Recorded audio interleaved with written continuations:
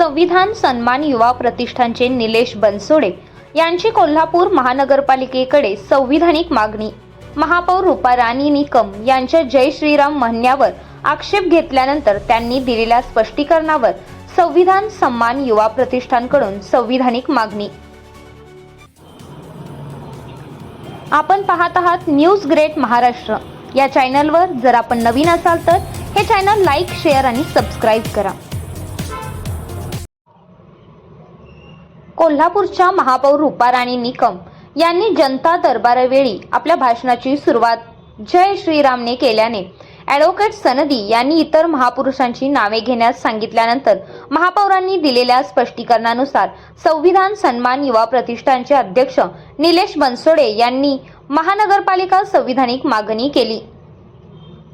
जय संविधान। मी निलेश बनसोडे, संविधान सन्मान युवा प्रतिष्ठानचा अध्यक्ष। कालच्या जनता दरबारामध्ये एक तक्रारदार ॲडव्होकेट मुकेश सनदे यांनी महापौरांच्या भाषणाच्या सुरुवातीच्या बद्दल जे महापौर मॅडम जय श्रीराम हा शब्द वापरतात त्याच्याबद्दल त्यांनी महापौरांकडे आक्षेप नोंदवला की महापौर मॅडम, आपण फक्त जय श्रीराम म्हणत जाऊ नका, तर इतर महापुरुषांची पण नावं घ्या। त्यावर महापौर मॅडमांनी त्यांना सांगितलं की कलम 19 नुसार आम्हाला व्यक्ती स्वातंत्र्य आहे, धर्म स्वातंत्र्य आहे आणि त्याबद्दल आम्ही म्हणू शकतो। पण महापौर मॅडम असतील किंवा ते तक्रारदार असतील, या दोन्हींच्या मध्ये जाऊन आज कोल्हापुरात काही राजकारणी वादविवाद लावण्याचा काही प्रयत्न करत आहेत। तर त्यांना आम्ही सांगू इच्छितो की भारतीय राज्यघटनेतील धर्मनिरपेक्ष मूल्यांनुसार या भारत देशाला कोणताही धर्म नाही।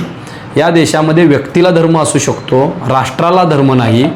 शासकीय वास्तूमध्ये आणि शासकीय पदावर असणाऱ्या व्यक्तीनं शासकीय वास्तूमध्ये येत असताना बाहेरून ते नमाज पठण करून येतात, चर्चमध्ये प्रेयर करून येतात, बुद्ध विहारात बुद्धवंदना करून येतात की मंदिरात आरती पूजा करून येतात, याच्याशी काहीही देणं घेणं नसतं, कारण की ते त्यांचं व्यक्ती स्वातंत्र्य असतं।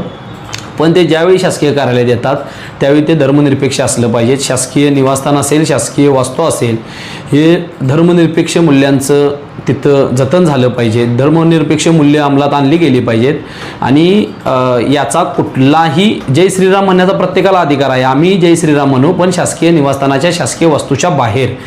त्याचबद्दल आज कोणतंही या कोल्हापुरात जातीय आणि धार्मिक वाद वाढणार नाही याकरिता आम्ही आज आयुक्त साहेब यांना भेटून ही महानगरपालिका, ही इमारत, ही धर्मनिरपेक्ष मूल्यांचं जतन व्हावं, या ठिकाणी धर्मनिरपेक्ष मूल्ये जपली जावीत यासाठी पत्र दिलेलं आहे आणि समाजात वाद होईल असं राजकीय नेत्यांनी वक्तव्य करू नयेत, हीच आमची त्यांना विनंती असेल।